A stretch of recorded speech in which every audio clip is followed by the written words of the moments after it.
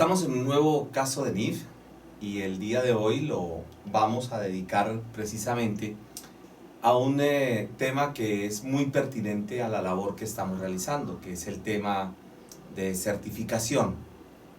Y para que podamos ser realistas y no hablar, por ejemplo, el caso mío de cómo me certifiqué, nos acompaña un colaborador quien está vinculado a Vía Ley Limitada, Andrés Felipe Micolta, bienvenido. Muchas gracias. Vamos a tratar de describir cómo ha sido el proceso para él dentro de lo que ha sido su trayectoria y su proceso mismo ya de lo que es la certificación. ¿Esto con qué finalidad? La finalidad es que tengamos claro qué significa estudiar NIF. Bueno, Andrés, ¿cómo inició ese proceso del acercamiento a las NIF? ¿Cuánto tiempo más o menos ya llevas en este proceso de aprendizaje y que seguimos aprendiendo? Bueno, otra vez muchísimas gracias por estar aquí. Y esto ha sido un proceso de mucho tiempo. Yo comencé leyendo e investigando sobre norma internacional en semillero de investigación en octavo semestre.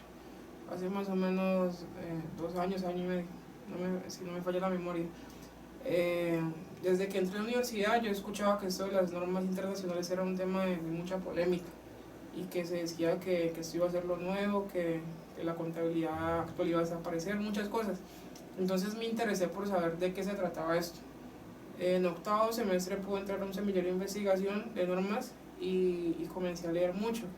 En los semilleros la investigación es como muy personal y no es tanto lo que me den, sino lo que yo pueda investigar. O sea que es la lectura y el autoestudio. Correcto. Es lo que uno pueda como aprender por cuenta propia.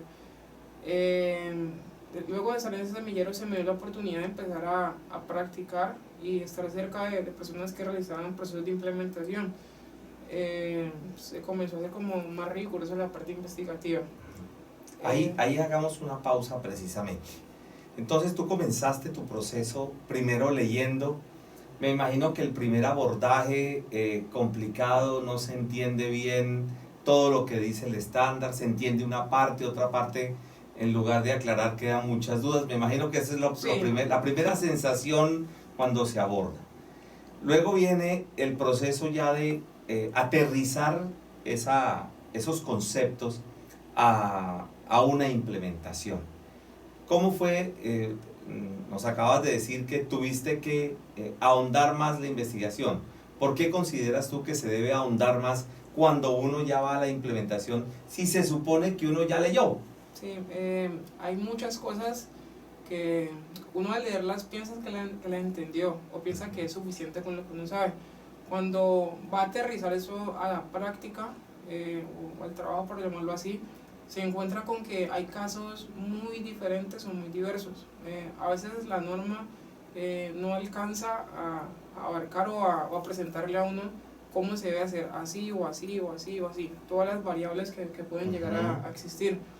Eso lo lleva a uno que tenga que investigar y a leer muchísimo más, a mirar no solamente la norma, sino mirar casos reales en otros países, en otros lugares, que lo puedan como acercar más a uno a la realidad. ¿Cómo es ese proceso en este punto? Hay una parte importante allí y creo que tú has dado con la clave. Lo primero que se debe entender es que el estándar, al ser estándar, es genérico, no es específico. Los casos de las empresas son específicos. Y de ahí nace lo que el estándar llama el juicio profesional. Correcto. Es decir, se lo dejan al profesional que tome un criterio, un actuar sobre un determinado evento, pero teniendo en cuenta una directriz. ¿Cuál? La primera, que marca el estándar, y segundo, la información a revelar. O sea que uno tiene un primer punto. El punto de partida es el reconocimiento, la medición inicial, la medición posterior, pero para poder enmarcar todo eso está la información a revelar. Entonces, lógicamente, eso implica pues tener que analizar otro tipo de información. Bueno, después de que ya empiezas tú ese proceso primero de estudio, luego de aplicación, el contacto con la gente, la reacción de la persona, del contador tradicional, de los auxiliares de contabilidad. ¿Qué ocurre cuando ellos empiezan a enfrentarse con este nuevo estándar? Bueno, eso es, yo creo que de todo mi proceso eso ha sido como lo más complicado. Fue difícil adaptarme a eso, empezando porque soy muy joven, entonces aparte me veo más joven, entonces es el contraste, bueno, este peladito que me vino a enseñar, aparte porque me van a venir a cambiar eso si lo llevo haciendo así más de 10, 15 años y me ha ido bien, más. porque vamos a cambiar esto si mi empresa no necesita eso. Es como llegar a entrar y romper el paradigma teniendo en contra la edad. Muchas veces piensan que uno es inexperto, que no sabe el tema y toca demostrarlo ya en la práctica. Entonces fue entrar a cambiarle el chip a la gente. Aparte de eso, la contabilidad en muchos espacios, como se venía llevando, estaba contaminada por malos procesos, por llamarlo de alguna forma. Entonces, es decir, mire, esto debería hacerse así. Aparte de que en norma local usted lo venía haciendo mal, le toca ajustarle eso porque la norma internacional le pide que lo haga así. Entonces, esa parte yo creo que fue la más complicada, entrar y decirle, tenía que haberse hecho así y ahorita tenemos que hacerlo así. Lo está exigiendo el estándar y de esta forma cualquier persona que vea un estado financiero lo va a entender de forma más fácil. Vamos a empezar a presentar la realidad financiera. Ese punto que estás mencionando, que es otro aspecto bastante importante, porque a veces nos quedamos en la literalidad de la norma y la discusión que la norma dice esto, dice aquello, que lo permite, que no lo permite, sino que se deja a un lado elementos tan importantes como es el procedimiento dentro de la contabilidad. Me imagino que el choque con el programa de contabilidad, el choque con el auxiliar contable que tiene cierto nivel, ¿no? El choque con el jefe de contabilidad que puede tener la mejor disposición, pero que tiene un jefe superior que es el gerente, en muchos casos el propietario. El choque de la revisoría fiscal porque hay algunos que se han involucrado, otros que no se han involucrado. Esa es, digamos, que la gran mezcla de este proceso de implementación con relación a lo que estamos o hemos vivido. Por ese motivo es tan importante para nosotros tener en cuenta esos factores, ¿no? No tanto para ser criticones, sino ser críticos del proceso, es decir, poder identificar esos puntos que van a ser obstáculos. Muchas personas incluso, Andrés, piensan que una vez terminen el balance de apertura ya se acabó el tema, es decir, cogí el balance de apertura, ajusté unos saldos y ahora nos vemos en diciembre, nos vemos en el cierre. ¿Te has dado cuenta de esa parte, de esa sensación de las personas? Sí, yo creo que más de el 90% de las empresas que yo pude llegar a conocer o pasar por un proceso piensan que solamente es balance de apertura. Es como el concepto que se ha creado. Las NIF son presentar el balance que me está pidiendo la super correspondiente. Correcto. Y piensan que el proceso termina ahí. Yo considero que en estos momentos lo más importante es poder mirar cómo van a quedar parametrizados mis procesos. Perfecto. Cómo van a ir, cómo se van a presentar mis operaciones diarias bajo norma internacional. Ahí es donde en verdad digamos que va a haber un nivel de complejidad un poco más alto de lo que se ha visto hasta ahora. El apego a los documentos y no al criterio, por ejemplo, nuestra contabilidad siempre ha estado basado en que si no hay documento soporte no hago nada. El estándar no se amarra al documento soporte. ¿Cómo ha sido ese proceso que tú has vivido en las empresas cuando uno desliga, cuando implementa el estándar, desliga el documento soporte y las personas me imagino que se asustan, les da temor? ¿Cómo ha sido ese proceso? Es increíble cuando uno, por ejemplo, cuando menciona, usted para registrar esto como propiedad, planta y equipo para reconocerlo, no requiere que esté la factura. Eso para mucha gente es como decir una herejía. Sí, sí. Estamos acostumbrados al papeleo, digamos, a los procesos tributarios, por decir algo. Si yo puedo soportar esto tributariamente, entonces reconozcámoslo en la contabilidad, para no incurrir en dobles procesos, en diferencias, como hacer más fácil el trabajo. Pero por obedecer, digamos, solamente a un órgano de control, hemos dejado a un lado la presentación financiera o contable como debe ser.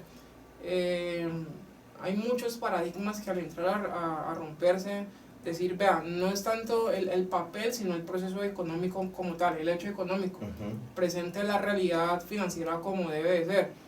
Y no es algo, las NIF no son algo que estén tan distantes del 2649. Si se lee detenidamente, tienen aspectos muy similares, solo que digamos en algún momento del proceso nos olvidamos del 2649 y empezamos a presentar información con el único fin de que estar bien con la DIAN. Es correcto. Ahí creo que ese es el más duro paradigma de romper. Ahora que voy a hacer, me imagino que también la pregunta de rigor, y si hago así, ¿qué me va a decir la DIAN? Correcto. Y si hago esto, ¿qué va a pasar con la DIAN? ¿Será que me va a sancionar la DIAN? Y al cambiar un proceso, precisamente ese es el punto. Bueno, hemos tocado aspectos, digamos que generales de lo que ha sido como esa trayectoria, ya la puesta en marcha de lo que es la aplicación del conocimiento. Centrémonos en la técnica, es decir, algunas personas piensan que de alguna manera lo principal que va a haber es, primero, irse al ejercicio, y segundo, quedarse de pronto de que la teoría no es necesaria. Es más, la gente le tiene una aversión a la teoría. Es como si se dijera, qué aburrimiento, ¿para qué estudiar eso allí? Mejor dígame lo que hay que hacer y yo con eso ahora sí entiendo.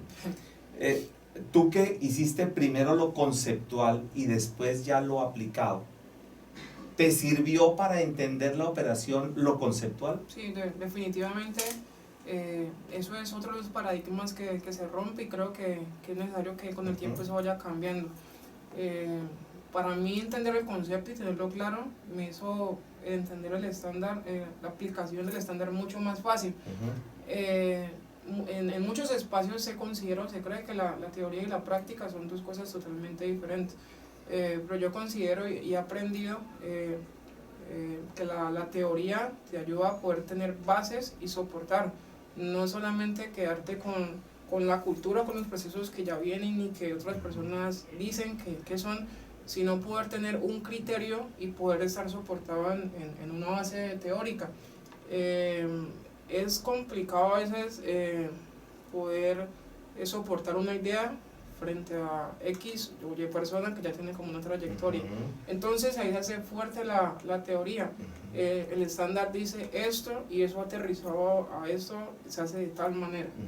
Ese punto, y para terminar esta primera parte, lo primero que yo quisiera simplemente anotar, eso es como cuando una persona no lee el estatuto tributario, sino que hace los cálculos de retención, sin fijarse qué pide, cuáles son los requerimientos del estatuto para poder aplicar, sabiendo que la metodología en NIF es exactamente la misma.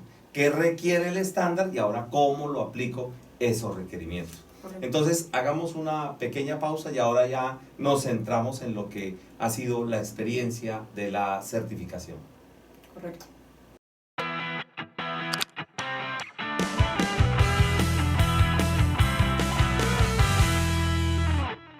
Gracias amigos por tomarse el tiempo de escuchar este video, del cual muchos de ustedes están en las mismas condiciones que muchos colegas en Colombia, y es cómo arrancar este proceso de NIF, porque hemos escuchado tantas cosas que realmente necesitamos darle forma a tanta información que nos ha llegado. Por eso les tenemos una muy buena noticia y hemos querido hacer un curso muy puntual sobre cómo iniciar este proceso, el cual hemos llamado los aspectos esenciales para implementar la NIF para las pymes. Con estos aspectos esenciales no queremos cubrir todos los casos, pero sí al menos los que nos tienen la mayoría de nuestras empresas. Con ello vamos a lograr mirar, por ejemplo, el tema de cómo activar las NIF en nuestro programa, o al menos las recomendaciones para el proceso de activar las NIF, cómo vamos a realizar la parametrización de documentos o qué aspectos vamos a tener en cuenta en esos parámetros de los documentos, el proceso de ventas, si le tenemos que hacer alguna recomendación, algún cambio, qué encima de todo se nos puede venir con este proceso. La prestación de servicios, ¿habrá algunos cambios? ¿Tendremos que hacer algo? En el costeo de NIF y en el manejo del inventario, ¿lo vamos a continuar haciendo igual? ¿Tenemos que cambiarlo? En el módulo de activos fijos, expreso la palabra activos fijos solo con una intención, que no la confundamos con propiedad, planta y equipo. Esto quiere decir que como activos fijos vamos a meter un conjunto de activos, propiedades de inversión, leasing financiero, la misma propiedad, planta y equipo, bienes en comodato, etcétera, etcétera. El deterioro de la cartera, ¿cómo vamos a manejar ese deterioro de cartera? Que va a ser prácticamente lo más periódico a realizar. El deterioro del inventario, ¿no? ¿Cuándo se genera? ¿En qué momento tenemos que hacerlo? ¿Cuándo se recomienda ese tipo de situaciones? Y por último, los informes que tenemos que emitir con relación a las NIF. Muy bien, amigos, los esperamos entonces en este curso de aspectos esenciales para la implementación de la NIF para las pymes. Los espero.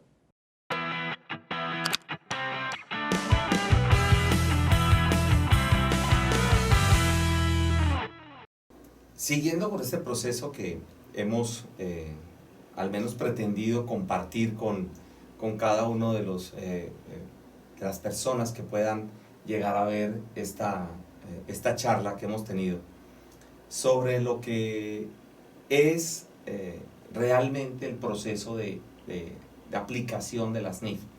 Concluíamos, como en la primera parte, primero tener claro cuáles son los requerimientos del estándar, dónde está soportado, situación que yo recomiendo mucho, y luego sí, ahora basado en eso, con los fundamentos en la mano, sabiendo en dónde está el requerimiento que pide el estándar, ahora sí, ¿cómo lo aplico? Correcto. Es muy común que cuando uno hable de certificación, la gente se asuste. Durante tu carrera, ¿cuántos exámenes presentaste? Muchísimos. ¿Perdiste la cuenta? Sí. Primer parcial, segundo parcial, quizzes, etcétera, ¿cierto? Si tú no hubieras presentado ningún examen, ¿hubieras aprobado una materia? No. Ok, bueno. En el contexto internacional, la gente logra demostrar su idoneidad, pues bajo su experiencia, por obvias razones, y segunda, ¿cómo demuestra su actualización? Lo demuestra a través de la presentación de unos exámenes. Obviamente un examen no es lo más agradable que le pueda pasar a uno. Me imagino que tú con los exámenes, al igual que yo, te pones nervioso. Claro. Ah, bueno. O sea que cuando uno sabe que se va a poner nervioso, pues eso ya sabe, o sea, ya es inherente. A ninguno de nosotros nos gusta que nos evalúen, porque hay de pronto el miedo a equivocarse, como al fracaso. Ese es realmente el verdadero miedo. Así lo sepa uno, pero el miedo a veces puede incluso hasta bloquear la persona. ¿Cómo abordaste no, veamos la parte previa al examen, antes del examen. ¿Cómo abordaste tu preparación para lo que es la certificación? Especialmente en el caso de la ANIF para las pymes. A pesar de que yo venía con un conocimiento ya previo, me estuve preparando, releyendo muchos párrafos específicos de la norma, secciones con las que uno piensa que uno es fuerte, pues las dejé quietas. Comencé como a mirar aquellas, digamos, que había falencia o que casi no son prácticas en el momento de hacer una implementación. Después, digamos, de 3 semanas de haber releído, me sentí preparado y listo para el examen.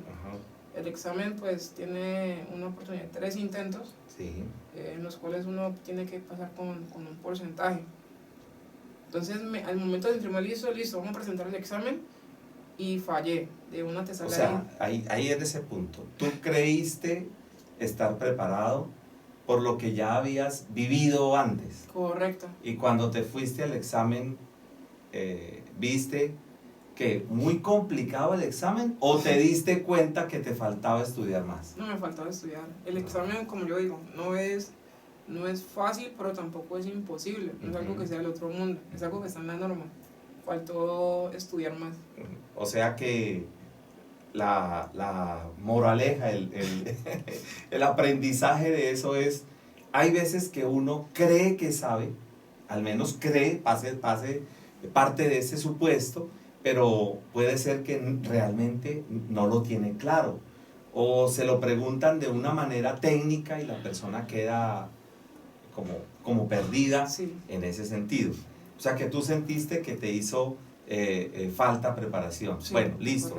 El hecho no es quedarse a llorar sobre leche derramada, sino a tomar acciones. Sí. Listo, te diste cuenta que te faltaba preparación, ¿qué hiciste? Bueno, después eso para mí fue un choque fuertísimo, porque yo decía, bueno, yo vengo, ya he hecho tantas cosas en esto, ya he leído tanto tiempo, casi más de 2 años leyendo la norma. Listo. Y yo, eso fue un estrellón. Pero yo, bueno, no estaba tan imposible hacer el examen. Vamos a repasar y a fortalecer conceptos. Fue un tiempo de repaso, de lectura, y gracias a Dios, ya la segunda presentación pasé el examen. La temática es, de pronto no fue que tú te habías concentrado en los temas de mayor uso y resulta que como el estándar tiene muchos más temas, te preguntaron posiblemente de temas que no son los más habituales, los más de mayor uso, porque si a uno le preguntan de propiedad, planta y equipo, de inventarios, pues digamos que sería como un poquito más fácil. Claro. Pero si ya le preguntan, por ejemplo, a uno de consolidación o de negocios conjuntos, o el tema, por ejemplo, que tenga que ver con beneficios a empleados, sobre todo los de largo plazo, el mismo impuesto a las ganancias, que a veces lo toma uno como algo que es como por allá etéreo y no lo aterriza. Entonces tú te diste cuenta que no bastaba con conocer lo más habitual, sino que había que profundizar un poco en temas que de alguna manera, tú lo manifestaste bien, no es que fuese algo para personas especiales, sino que había que concentrarse y abarcar un poquito más la temática de las NIF. Es correcto. Generalmente en Colombia hay lo que más aplica, digamos, o los impactos más relevantes en algunas secciones de la norma. Correcto. Es, la práctica y la cotidianidad del trabajo hace que uno, digamos, casi que se las aprenda de memoria. Sí. Entonces usted uno ya es un duro, un experto en este tema, estoy listo para el examen. Pero hay muchas cosas que por ser Colombia no aplican como tal, o no tienen mucha fuerza en las pymes colombianas. Especialmente. Entonces el examen te puede preguntar sobre instrumentos derivados, te puede preguntar sobre subsidios del gobierno, diferentes temas que no son tan habituales. Y entonces en el primer intento, por parte de yo, que esa confianza en que ya tenía consolidado un tema, me hizo fracasar. Ya en el segundo, uno abarcar todos los temas y mirar con detalle y sentir que tiene la misma fuerza en estos otros que en los que ya conocía, me hace como más seguridad para el segundo intento. Y gracias a Dios se dieron las cosas. Perfecto. Precisamente acabas de tocar otro punto que yo quiero recalcar. Esos temas que de pronto pueden que no sean los más frecuentes dentro de la práctica profesional. Pasa lo mismo que cuando uno está en el estatuto. Por ejemplo, voy a poner un caso, que le hicieran a uno preguntas sobre el manejo de inversiones en explotación de hidrocarburos. ¿Cierto? O sea, es como, bueno, esto es algo muy especializado en un tema, entonces de pronto uno no ha abarcado todas las temáticas.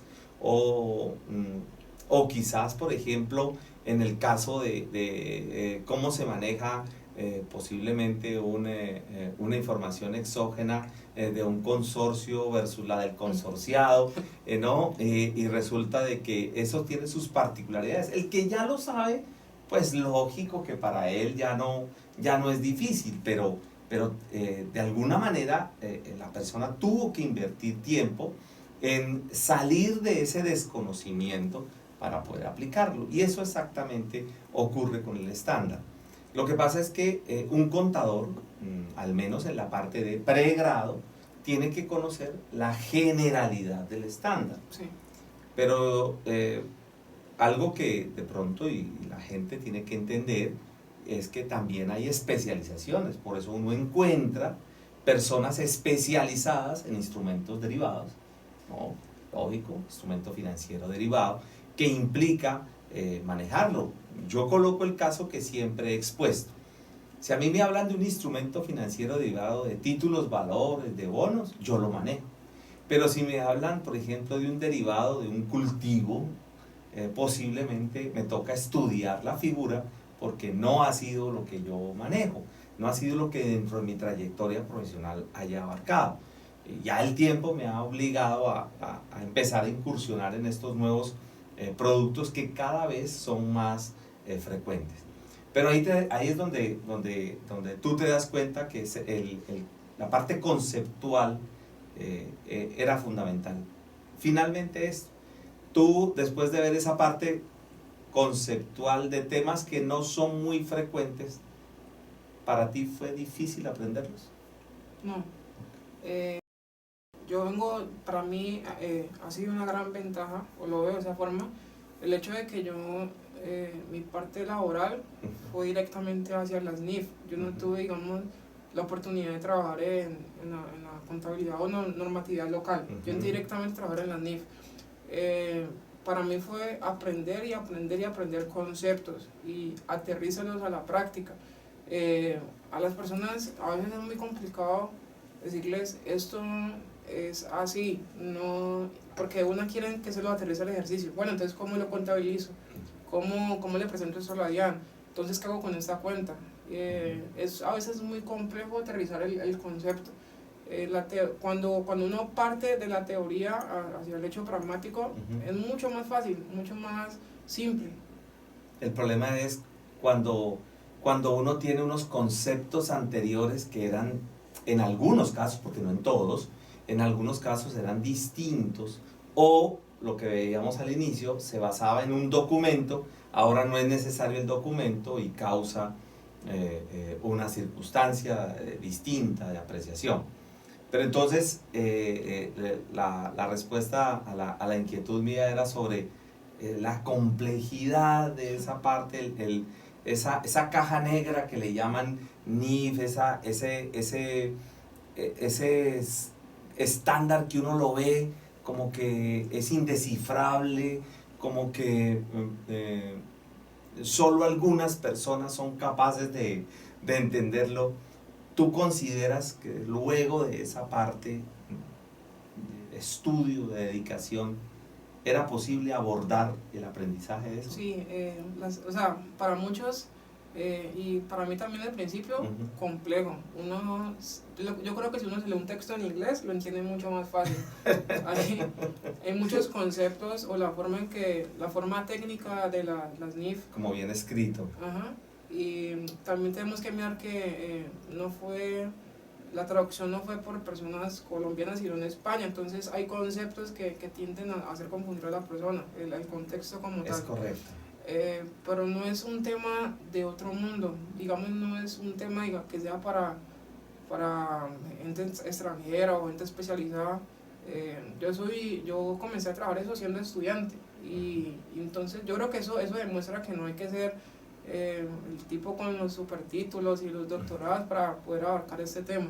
¿Tú te certificaste antes de graduarte? Es correcto. Bueno, entonces lo cual quiere decir que con los conocimientos que tiene un estudiante juicioso de contaduría es posible abordar la presentación del examen.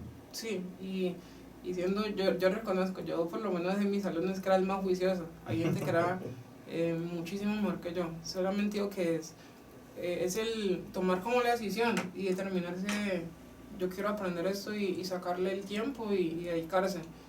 No es solamente quedarse a esperar a que por allá en el 2017, 2020 ya muchas personas como sepan y manejen el tema, sino empezar a profundizar y por cuenta propia mirar qué es esto de las NIF. Estamos entrando como en un tiempo en donde la competencia y la competitividad se hace cada día más fuerte. Sí. Ese tema de las NIF permite que puedan entrar profesionales de otros países a competir en las mismas condiciones con los colombianos. Hay países, estamos en desventaja porque hay países que ya llevan un proceso de NIF adelantado y entonces si yo no estoy haciendo nada, viene otro y ya de por sí estamos compitiendo entre nosotros y aparte de eso va a venir una persona que ya tiene una trayectoria y me va a dejar relegado. Entonces esto es un proceso no solamente de autodemostración, sino te va a empezar a tocar demostrarle a los demás que sí sabes de un tema, porque si no se va a volver más complicado salir adelante a nivel profesional. Es que las cuentas son muy sencillas, Andrés. Somos 200.000 contadores, al menos con tarjeta. Quién sabe si todos ejercemos, pero al menos con tarjeta estamos alrededor de 200.000. Y hay casi 300.000 estudiantes de contaduría que potencialmente se pueden graduar. Lo cual quiere decir que en un determinado momento va a haber alrededor de 500.000 personas en el mercado. Somos una fábrica de contadores aquí en Colombia. 500.000 profesionales que algo tenemos que hacer para diferenciarnos unos de otros. Y me parece bien que tú has citado lo que es la parte de la competitividad. Bueno, Andrés, eso era lo que queríamos al menos compartir en este espacio para que la comunidad se dé cuenta, le quitemos ese velo que tapa las NIF y que las vuelve como misteriosas, pero la conclusión que yo siempre le digo a la gente es, uno le tiene miedo es a lo que no conoce, lógico, pero cuando ya lo conoce, estamos en igualdad de condiciones. Creo que esa es la conclusión también que tú puedes sacar. Sí, lo que podría recomendar o dejarle como mensaje a las personas que puedan ver este video es que se esmeren o se esfuercen mucho por aprender por cuenta propia, que no nos quedemos esperando a que se den los diplomados, a que se den los seminarios. Yo considero que esos eventos te ayudan a consolidar algo que Perfecto. Se supone que tú ya debes de haber investigado o por lo menos haberte preocupado por saber de qué se trata eso. He conocido muchas personas que me preguntan, ¿y vos qué opinas del diplomado? ¿Qué opinas del seminario? Y a veces pasan por esos eventos y salen peor porque escuchan conceptos que no sabían que existían, que no se preocuparon por haber leído de forma previa y salen más confundidos. Entonces la invitación es a que nos preocupemos cada día por darle como un cambio a esto, a cómo se ha venido haciendo. y empezar a profundizar y a tomar bases fuertes en esto del conocimiento contable. Ese es algo muy importante y me parece muy bien lo que tú has mencionado, porque lamentablemente las personas pierden su dinero, que lo pierden, Sí. no del todo, pero no obtienen lo que realmente están buscando, y es precisamente porque como no hay un conocimiento previo, pues van precisamente a ver qué les dicen. Y eso también depende precisamente del expositor. Sí. Y ante lo que diga un expositor, pues ahí vamos a tener ese efecto en esa línea. Entonces, me parece importante lo que has establecido como final de este espacio que hemos brindado el día de hoy, y esperamos pues que las personas hayan visto la experiencia de una persona que precisamente lo venía desde atrás con un aprendizaje, y donde la conclusión es: ni es fácil ni es difícil, implica un conocimiento, y como se diría popularmente, no creerle a todo el mundo lo que dice, sino uno mismo darse cuenta en la lectura de que lo que le están diciendo es o no es, porque si no, pues ahí puede haber dificultades. Sí. Muchas gracias, Andrés, y esperamos no solamente contar contigo en este espacio, sino que apoyes la parte de los tips también dentro de la experiencia que vas conociendo. Así es. Perfecto. Hasta una próxima oportunidad, Andrés. Es una próxima oportunidad.